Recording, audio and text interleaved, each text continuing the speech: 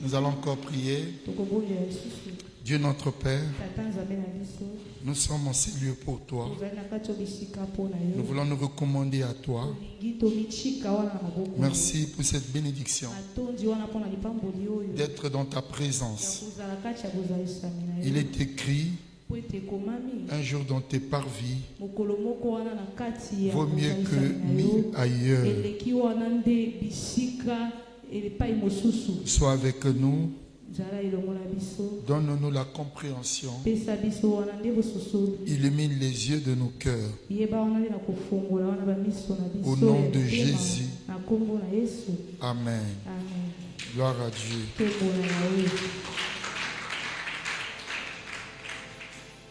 Alors je vous salue tous dans le nom de Jésus. Amen, amen. Ceux qui étaient là la fois passée, nous avons parlé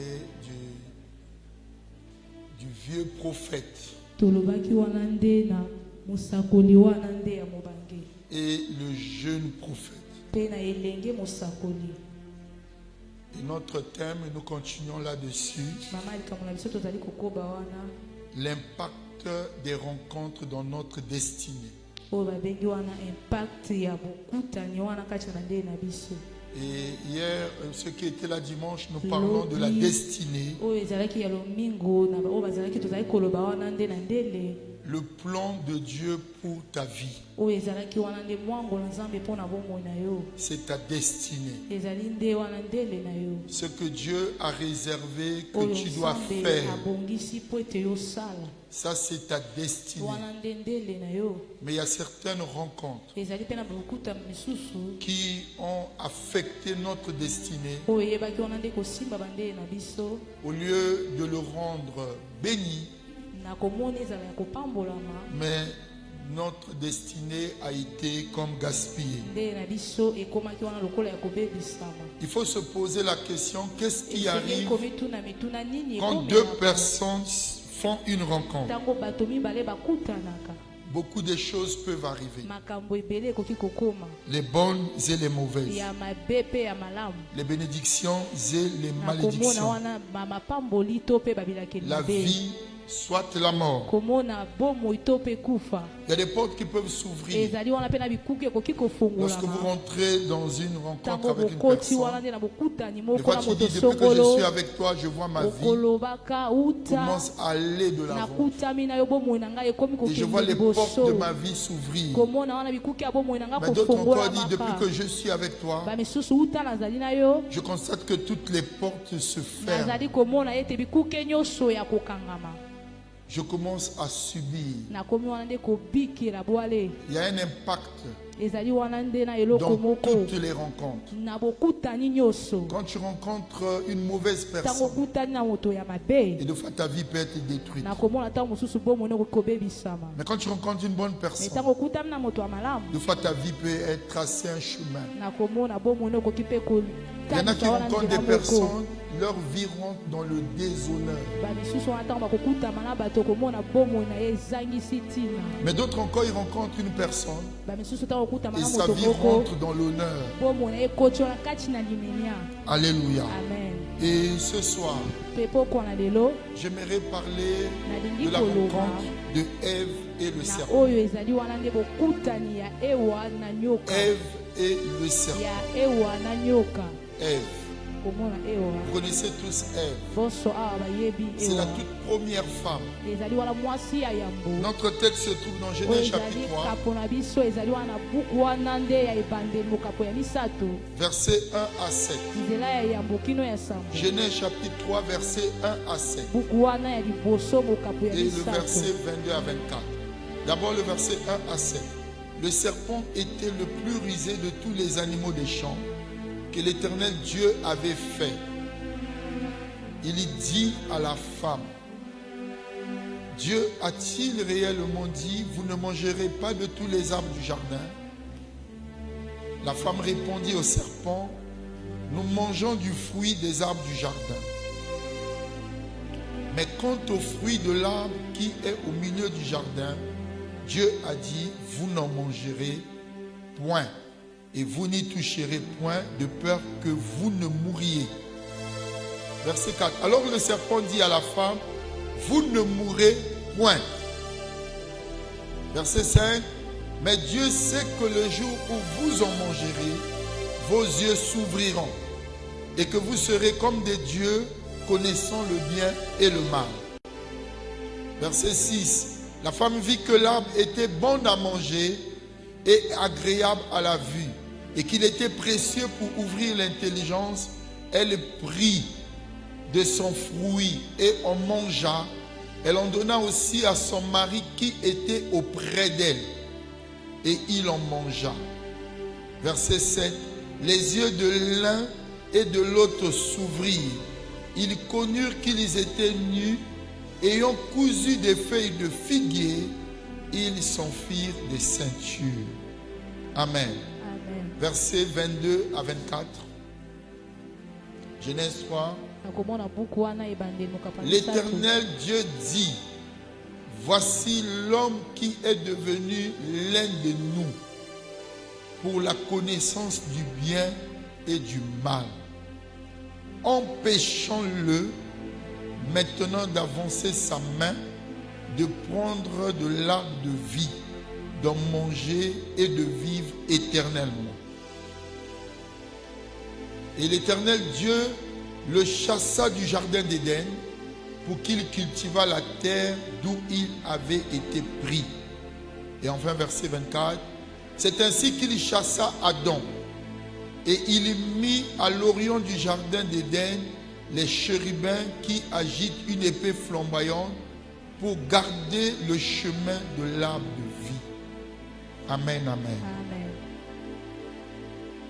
Alors nous voulons parler de Ève et le serpent. Et cette histoire nous montre une rencontre en quelques minutes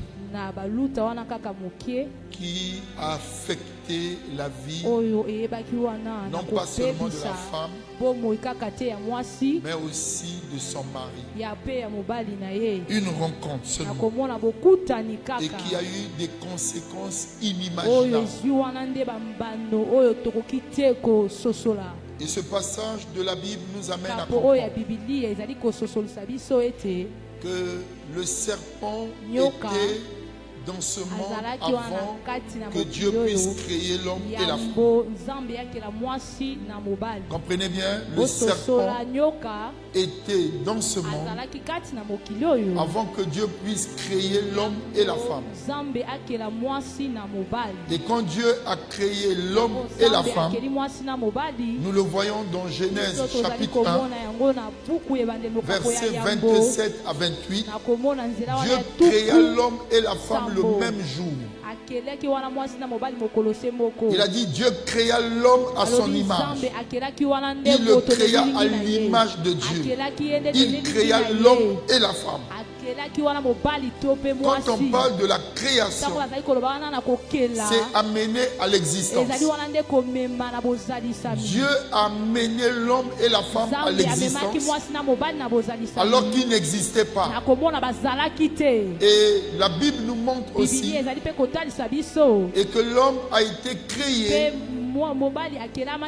avec deux parties. Il y a une partie physique qui est la poussière et une partie spirituelle qui est le souffle que Dieu a mis. Dieu a pris la poussière, il a formé ce qu'on appelle le corps et il a soufflé.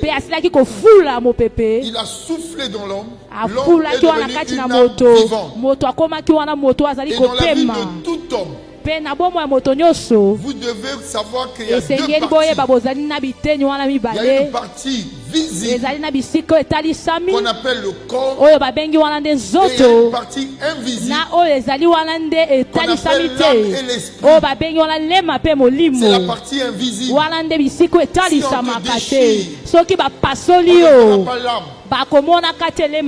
Si on te déchire, on ne verra pas ton esprit. Mais en toi, il y a des fonctions de l'esprit.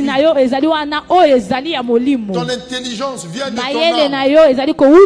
Ta volonté vient de ton âme. Tes émotions viennent de ton âme. Ta conscience vient de ton esprit. Quand tu pries, c'est ton esprit qui est mis en exergue. Lorsque tu pries, tu rentres en communion avec Dieu. C'est le domaine de ton esprit. Amen. Et sachez aussi, la femme a été prise de l'homme. A été prise de l'homme. Dans Genèse chapitre 2, verset 18, Dieu est le premier à dire il n'est pas bien pour l'homme d'être seul. C'est ce que Dieu constate. Pourquoi Dieu le dit? Parce qu'il a mis les animaux devant l'homme. Et l'homme n'a pas trouvé quelqu'un qui lui était semblable. Il était insatisfait. Et c'est là où Dieu dit il n'est pas bon que l'homme soit seul. Je lui ferai une aide semblable. C'est Dieu qui a fait la femme. Et comment est-ce qu'il a fait la femme? Le verset 19, la Bible dit Dieu a endormi l'homme. Dieu forma de la terre tous les animaux des champs et tous les animaux du ciel. Il les fit venir vers l'homme pour voir comment est-ce que l'homme va les nommer. Et c'est là que vous comprenez que tous les animaux, c'est l'homme qui a donné les noms. Comment il les appellerait? Afin que tout être vivant portât le nom que lui donnerait l'homme.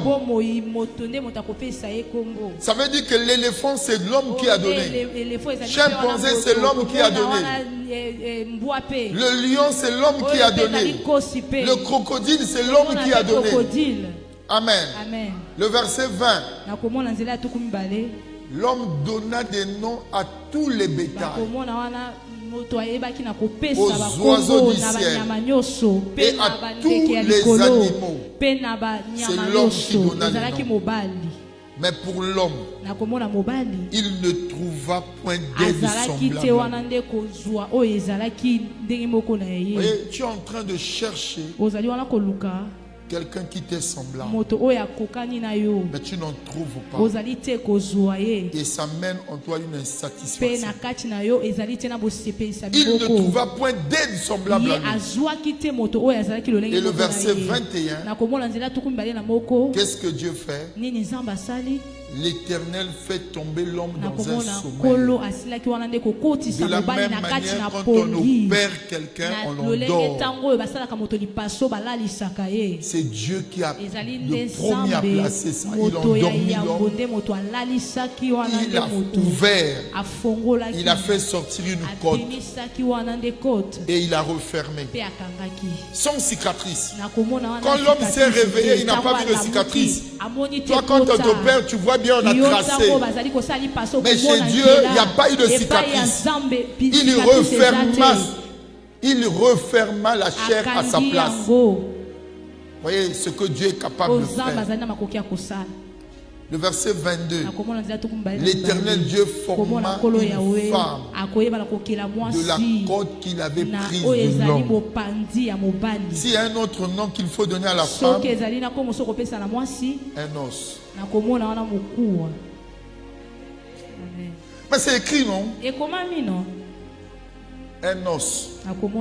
Voilà pourquoi quand Adam a vu la femme, il s'est exclamé, voici l'os de mes os et chair de ma chair. On l'appellera femme. Femme. Alléluia. Amen. L'os de mes os, la chair de ma chair. On l'appellera femme parce qu'elle a été prise de l'homme. Les deux ont été formés le même jour. Quel jour? le 6e jour, Dieu a formé l'homme et la femme. Il les a créés le même jour. Amen. Amen. Maintenant, il les a placés dans le jardin. Et ils étaient là seulement s'ils ont fait un cueil. Tout était à leur disposition. Tout était à leur disposition. Est-ce que vous comprenez? Le péché n'existait pas. La douleur n'existait pas. La maladie n'existait pas. La tristesse n'existait pas. Comprenez? La mort n'existait pas. Toutes les mauvaises choses que vous connaissez n'existaient pas. Pourquoi? Parce qu'il n'y avait pas le péché. Amen. L'homme que Dieu avait créé était parfait. Comprenez, parfait. Ce que Dieu fait est parfait. Adam n'avait rien à l'intérieur de lui qui peut l'attirer vers le mal. Il n'y avait rien. Il était parfait. Mais dans le jardin, il y avait deux arbres. L'arbre de la vie qui signifie l'obéissance à Dieu, et l'arbre de la connaissance du bien et du mal qui signifie la désobéissance à Dieu. Comprenez-moi bien, dans ce monde, il n'y a que deux choses. S'il y a le ciel, il y a aussi l'enfer. S'il y a la vie, il y a la mort. S'il y a la malédiction, il y a la bénédiction. Dans le jardin, en dehors de tous les arbres qui existaient, il y avait deux arbres qui typifiaient quelque chose. Le premier arbre, l'arbre de la vie, qui typifie l'obéissance à Dieu. Le deuxième arbre, qui signifie l'arbre de la connaissance du bien et du mal, qui signifie la désobéissance à Dieu. Bien-aimé, dans ta vie, il n'y a que deux choses. Soit tu obéis à Dieu et tu es béni, soit tu désobéis à Dieu et tu reçois les conséquences de ta désobéissance. Il n'y a que deux choses. Soit tu obéis, soit tu désobéis. Et toute la parole de Dieu, s'il y a un point qu'on nous demande de faire pour tout chrétien, c'est la marche dans l'obéissance. C'est la marche dans l'obéissance. Aussi longtemps que tu marches dans l'obéissance, la bénédiction de Dieu te suivra. Proverbe 28, verset 2. Aussi longtemps que tu marcheras dans l'obéissance. Deutéronome 28. Deutéronome 28, verset 2. 28, verset 2. Voici toutes les bénédictions qui se répandront sur toi et qui seront ton partage lorsque tu obéiras à la voix de l'Éternel ton Dieu. Comprenez bien? Toutes les bénédictions qui suivront tous ceux qui obéissent, depuis le premier fidèle jusqu'au dernier fidèle, depuis le pasteur jusqu'au dernier fidèle. Ce que Dieu nous demande, c'est l'obéissance. Est-ce que vous comprenez? Toute personne qui foule ses pieds ici, ce que Dieu attend de toi, ce n'est que l'obéissance. Amen. L'obéissance t'accorde la bénédiction. La désobéissance t'accorde la malédiction. Alléluia. Amen. Deutéronome 28, le verset 15.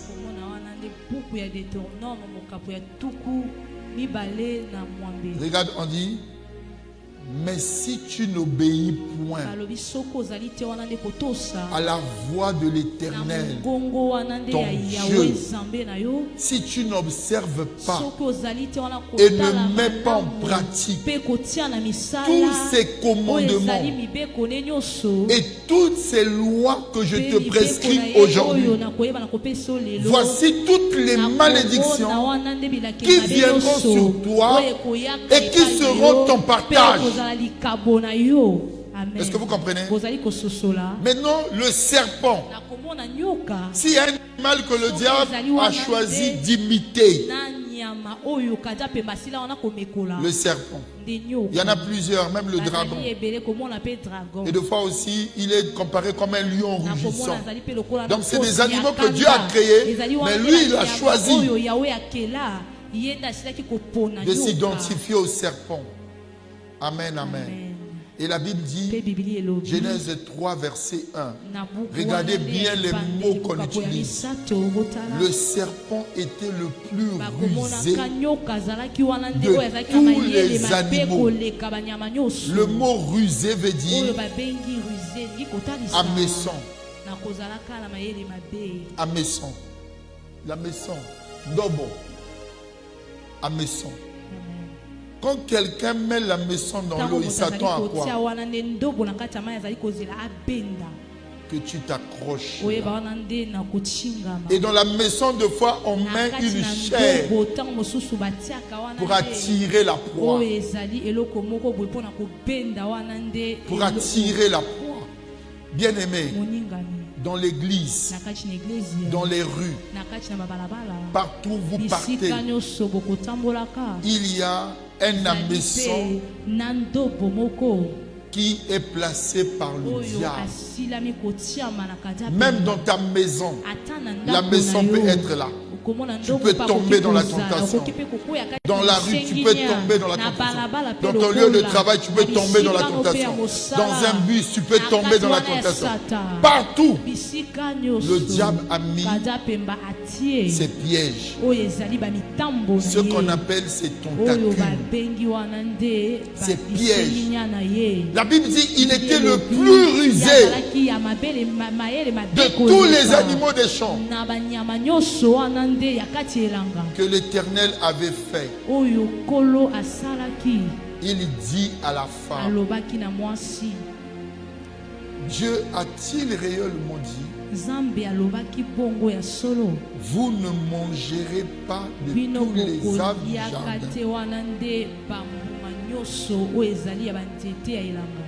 Alléluia. Amen. Tout le monde ici connaît la parole. Mais comment expliquer quelqu'un qui connaît la parole puisse désobéir facilement à la parole?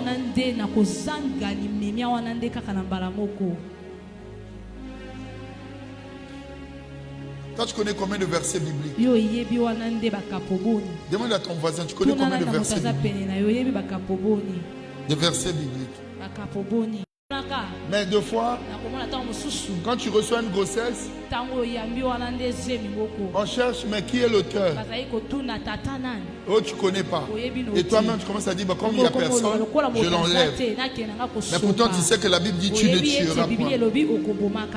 Comment quelqu'un qui dit, tu ne tueras point, mais qui va encore enlever la grossesse? Ou il prend des comprimés pour enlever la grossesse? Mais pourtant il dit, tu ne tueras pas.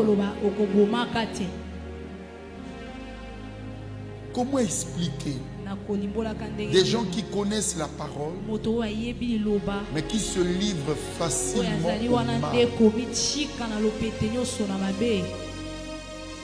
S'il n'y a pas une ruse derrière.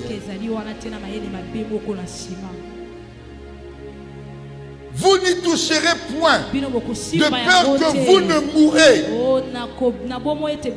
Généralement, nous connaissons la conséquence d'un péché. La conséquence d'un péché, nous le connaissons. Si je fais ceci, voici ce qui va m'arriver.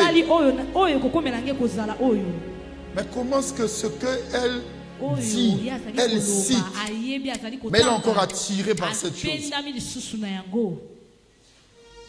Alléluia. Il ne faut pas voir Ève. faut te voir toi-même. Amen. Faut pas voir Ève. Si Ève qui connaissait la parole, qui a cité le verset, mais elle est arrivée à apprécier et à attirer. Ça veut dire que dans le serpent là, il y a une puissance de séduction. Il y a une puissance de séduction. Et c'est là où faites attention à toutes vos rencontres. Vous ne toucherez point de peur que vous ne mouriez. Alléluia. Elle connaissait la parole. Elle connaissait que si je mange, je vais mourir. Elle a dit au serpent. Ça veut dire que si je désobéis, je vais recevoir une malédiction. Elle connaissait. Là où vous êtes, vous savez. Si je vole, je vais recevoir une malédiction. Si je tue, je vais recevoir une malédiction.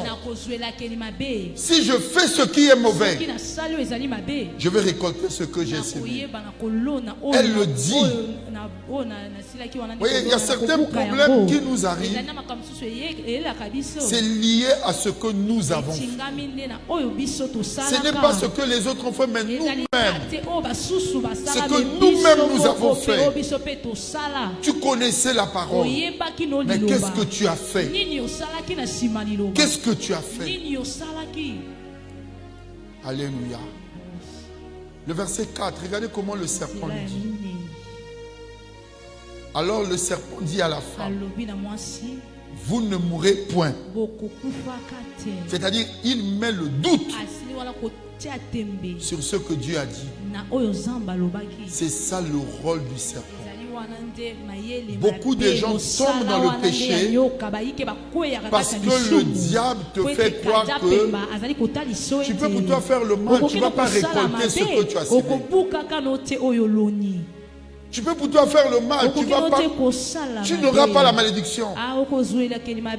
Non, tu peux pour toi faire le mal, tu seras béni. Vous ne mourrez point. Regardez ce que le serpent dit. Alléluia. Amen. Il dit encore, il ajoute. Beaucoup de gens tombent dans le péché par curiosité. Je vais découvrir comment ça se passe. Comment ça se passe. Est-ce que déjà, comment ça se passe? Comment une femme tombe enceinte? Mes enfants me posaient cette question-là. Papa, comment est-ce qu'une femme tombe enceinte?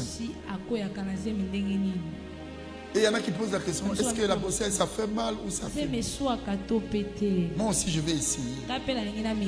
Essayer avec qui? Pour tomber enceinte, il ne s'agit pas d'avoir 2 ou 3 ou 4.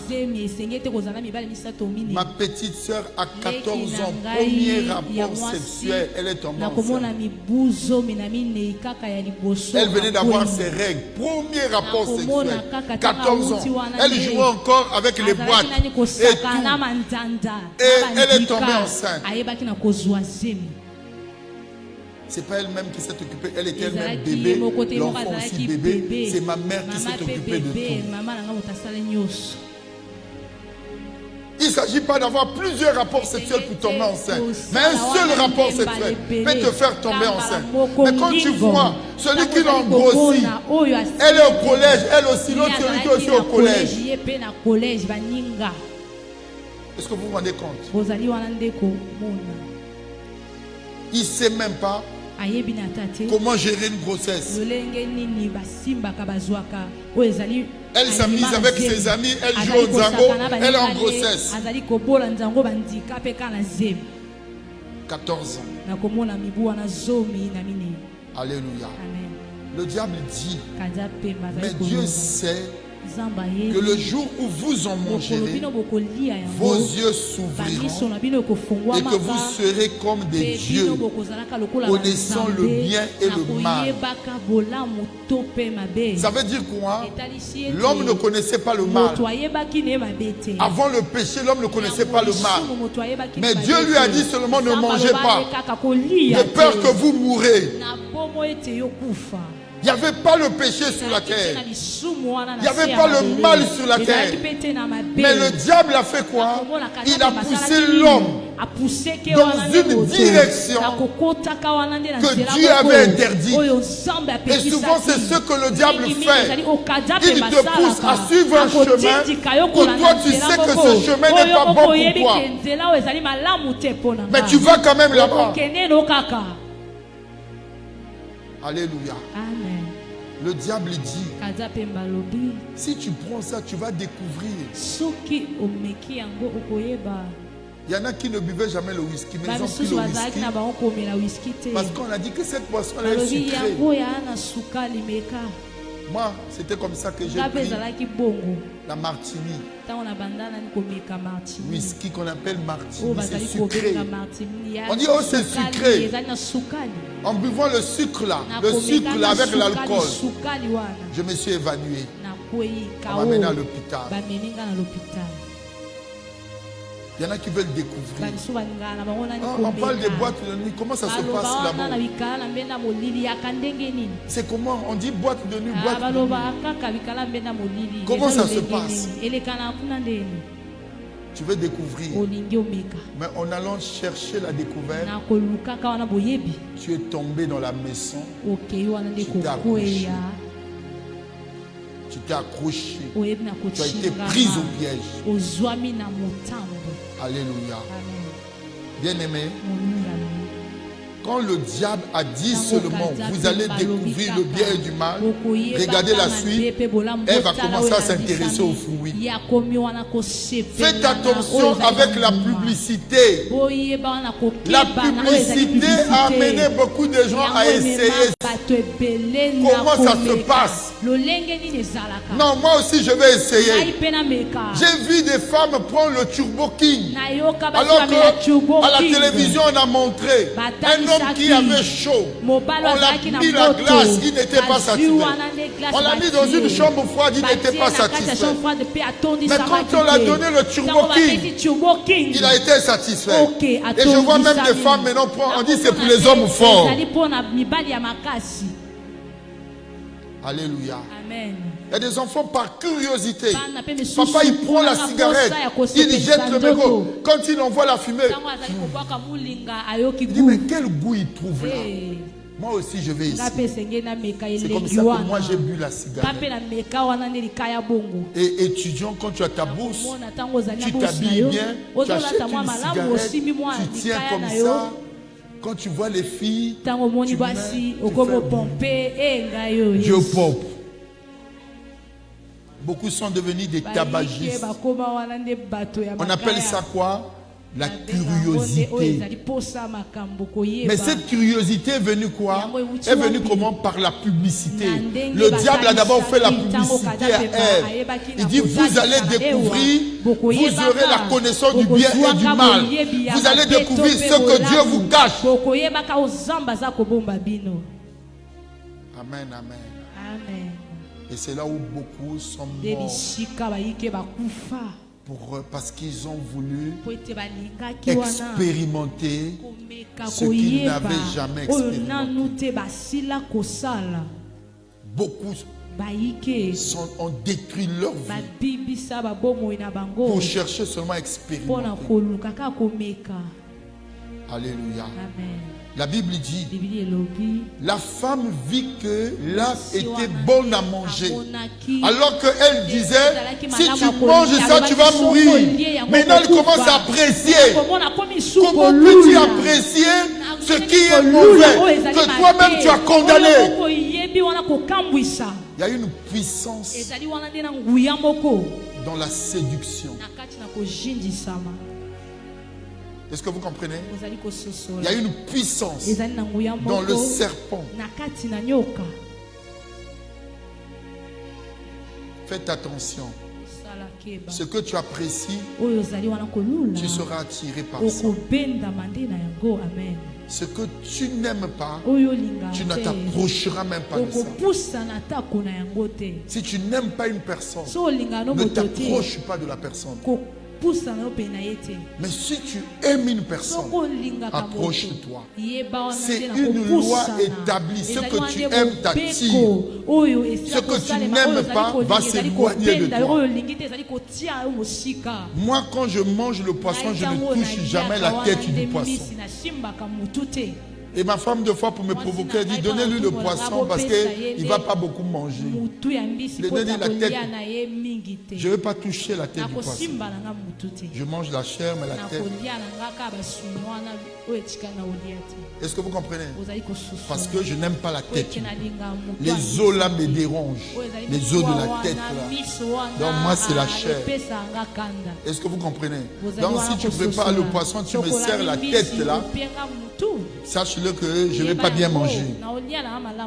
Amen. Je n'aime pas manger aussi le foufou froid. Si le foufou est froid, je ne vais pas aller loin. Seulement, je vais prendre un morceau. Je ne vais même pas le finir. Parce que ça va caler ici. Pourquoi? Parce que c'est froid.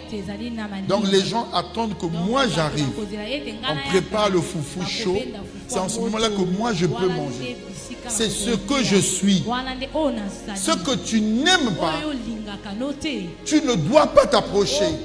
Ève dit au serpent, ce fruit n'est pas bien, parce que l'Éternel a dit, le jour que nous allons manger, nous allons mourir. Mais le diable lui a dit, vous ne mourrez pas. Et il ajoute, si vous mangez, vous allez découvrir ce que Dieu vous cache. Regarde ta vie. Là où tu as découvert. Là où tu as découvert. Ça se passe comme ça. Ah, ça là, j'aime bien manger ça. Parce que tu as découvert. Mais tout ce qu'on mange n'est pas bien. Il y a des choses qu'on mange, c'est du poison. Et ça vous détruit. Alléluia. Le diable a attiré la femme. Et ce que moi je ne comprends pas dans cette histoire, l'homme qui était à côté n'a pas empêché la femme de manger. Mais on dit l'homme était à côté. Regardez. Elle en donna aussi à son mari qui était auprès d'elle. Alors que tous les deux connaissaient la parole. Bon, c'est l'homme qui aime sa femme, il dit bon, qui s'assemble se ressemble. Nous mangeons ensemble, nous vivons ensemble, nous mourons ensemble. Il y a des hommes comme ça. Et c'est pas bon. Si l'homme avait refusé, ce ne sont que les femmes qu'on devait enterrer dans ce monde. Mais comment est-ce que l'homme s'est laissé prendre? Et il en mangea. Pourquoi l'homme a mangé? Parce que la femme a fait une mauvaise rencontre. Je veux dire que tous les deux ont fait une mauvaise rencontre. Parce que l'homme était à côté de la femme. Et je veux dire aux femmes, pourquoi le diable aime parler à la femme? C'est une question qu'il faut poser aux femmes. Pourquoi il n'avait pas parlé au mari? Pourquoi le diable aime parler à la femme? C'est simple.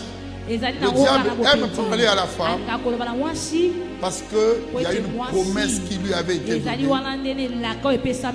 que la postérité de la femme écrasera la tête du serpent. Genèse 3 verset 15. Depuis que le diable avait entendu ça, il attaquera toujours la femme. Et c'est là où je veux dire aux femmes, vous devez avoir une vie de prière, vous devez avoir une vie de consécration, parce que le diable passera par vous pour vous attaquer toujours afin d'accomplir ses buts. Je mettrai inimitié entre toi et la femme. Le mot inimitié veut dire une haine mutuelle. Le diable et la femme ne peuvent pas s'entendre. Ils ne seront jamais camarades. Ils vont se détester. La femme va détester le diable aussi va détester la femme. C'est Dieu qui l'a dit. Je mettrai inimitié, c'est-à-dire une haine mutuelle. Entre vous, vous n'allez vous jamais vous aimer. Entre la femme et le diable, mais aussi entre la postérité de la femme et le diable.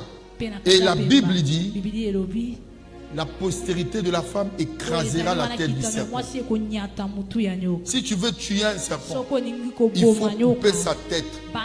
Si tu ne coupes pas sa tête, il reste dangereux. Si tu le coupes seulement au milieu, tu coupes la queue, ce serpent-là peut te tuer. Il faut couper sa tête.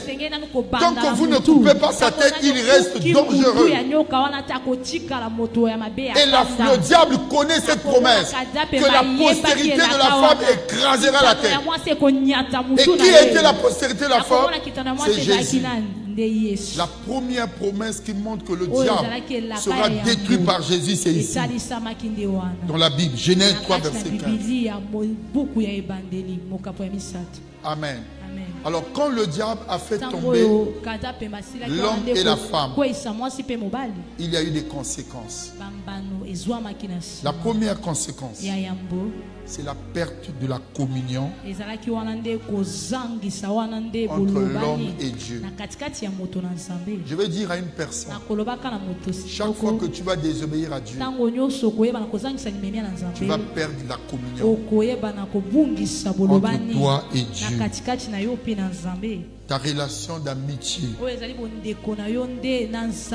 avec Dieu sera maintenant une relation d'inimitié à cause de la désobéissance.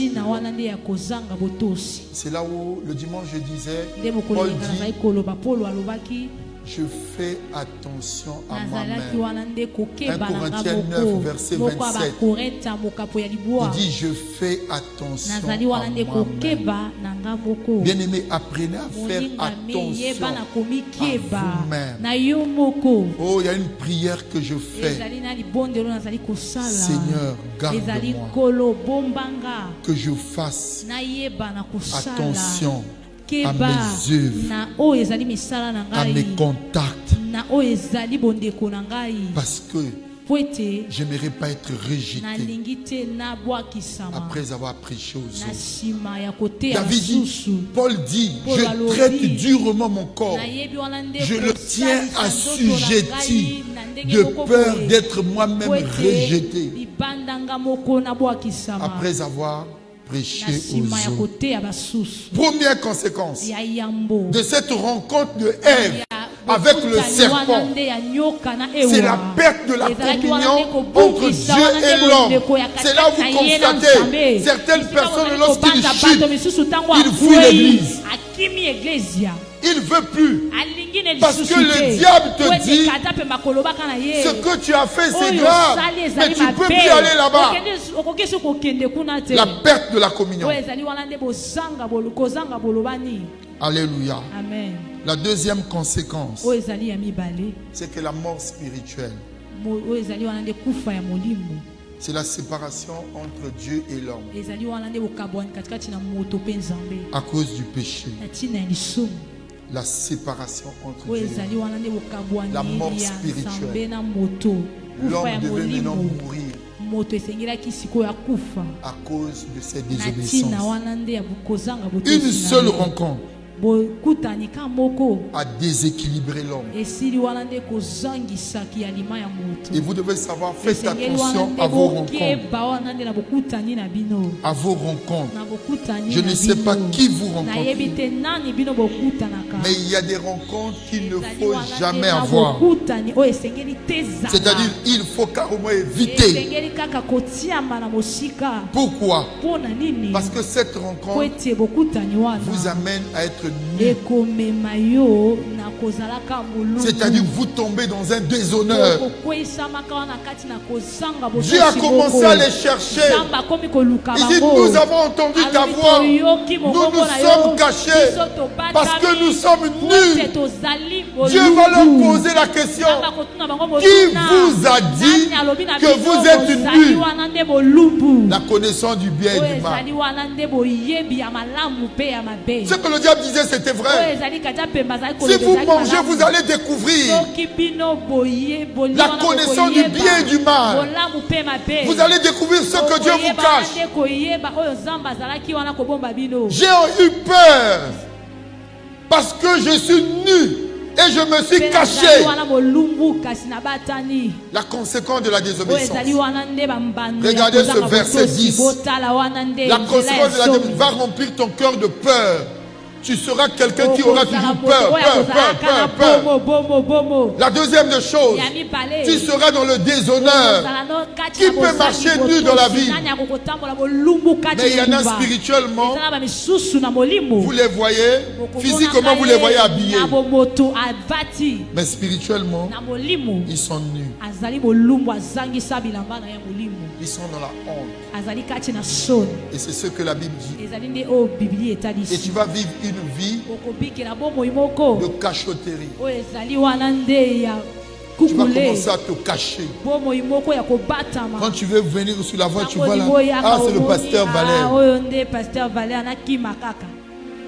Pourquoi tu commences à te cacher des frères? C'est la conséquence de la désobéissance. Alléluia. Amen. Bien-aimé, il y a des rencontres qu'il ne faut pas avoir. Il y a des rencontres qui peuvent avorter votre destinée. L'homme qui ne devait pas mourir, il a commencé à mourir. La femme qui devait accoucher sans douleur, elle commence à accoucher avec douleur. La femme aura toujours des désirs sur son mari. Regardez, Genèse 3, verset 16.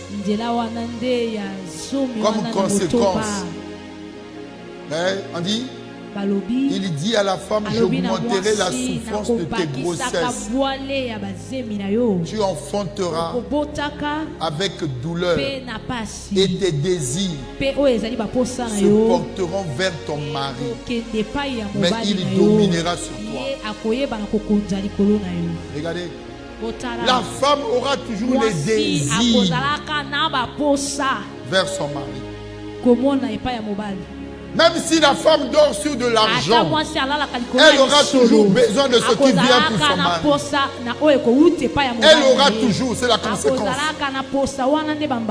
Moi, maintenant elle est fatiguée.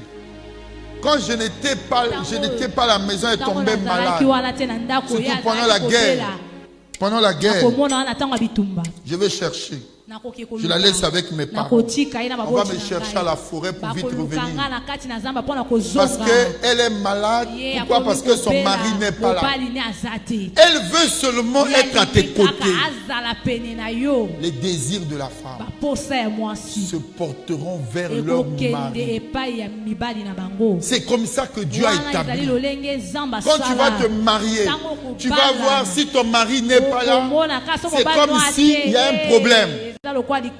Il faut que tu sois à ses côtés. Il soit à ses côtés. Il faut toujours, tu auras toujours des choses qui viennent de lui. Toutes les femmes. Tu ne peux pas dire, moi je rentre dans le foyer, je vais être pègre. Ça veut dire que toi-même tu ne comprends pas la parole de Dieu. C'est les désirs de la femme. Désir d'argent, désir, des vêtements, des habits, sa beauté, sa coiffe, elle parlera à son mari. C'est ça. Désir de faire l'amour, elle ira vers son mari. C'est ça, c'est désir. Et c'est ce que la Bible dit, c'est une conséquence de la chute. Parce que la femme, il dit parce que tu as fait ça, tu auras des souffrances dans tes douleurs, dans tes grossesses, et laisse ton mari dominer sur toi. C'est-à-dire la femme doit être toujours sous son mari. Une femme qui cherche à être au-dessus de son mari, elle aura des ennuis. Parce que la Bible dit, il dominera sur toi. Dominer, c'est être au-dessus de ta femme. L'homme dominera toujours. Conséquence de la chute. Maintenant, si toi, la femme, tu cherches à prendre le dessus, tu vas perdre ta place. Il faut demander à Vasti. Vasti a perdu sa place parce qu'elle voulait égaler. L'homme fait quelque chose, elle aussi est fait. L'homme fait quelque chose, elle aussi est fait. Et la conséquence de ça, elle a perdu sa place. Et c'est Esther qui est rentrée. C'était son foyer. Mais elle a refusé. L'homme l'appelle. Elle a refusé. C'est comme ça qu'elle a perdu sa place. Amen, amen. Bien-aimés, nous avons parlé de Ève. Il y a des rencontres qui vont vous propulser. Il y a des rencontres qui vont vous rendre, qui vont vous rabaisser. Il y a des rencontres qui vont vous rendre meilleur. Amen. Mais il y a des rencontres qui vont détruire votre vie. Ma femme est pasteur parce qu'elle m'avait rencontré.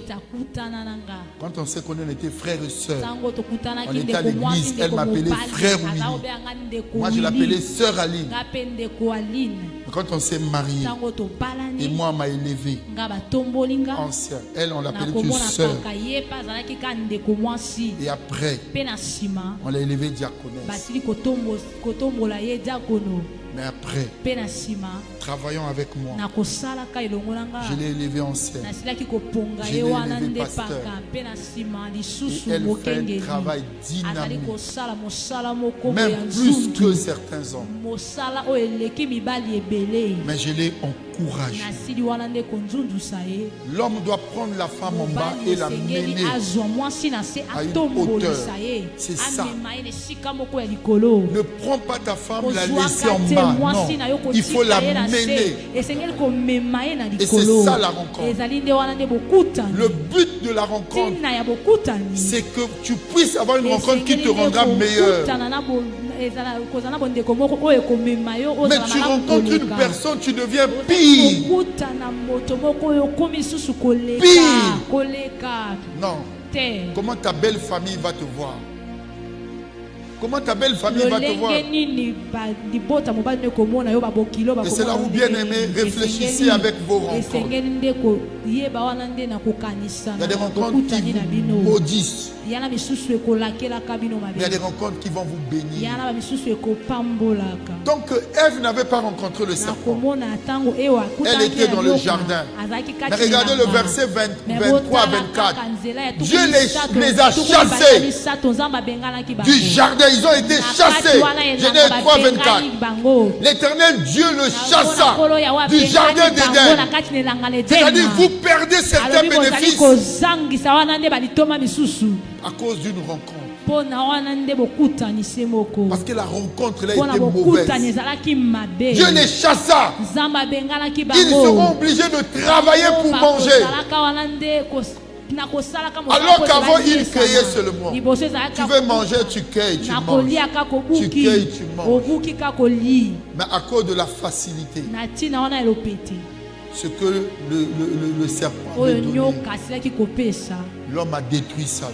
J'aimerais que vous puissiez réfléchir. Faites attention avec la facilité. Quand de fois la chose est trop facile, de fois la conséquence est mauvaise. Mais Mais quand c'est dur,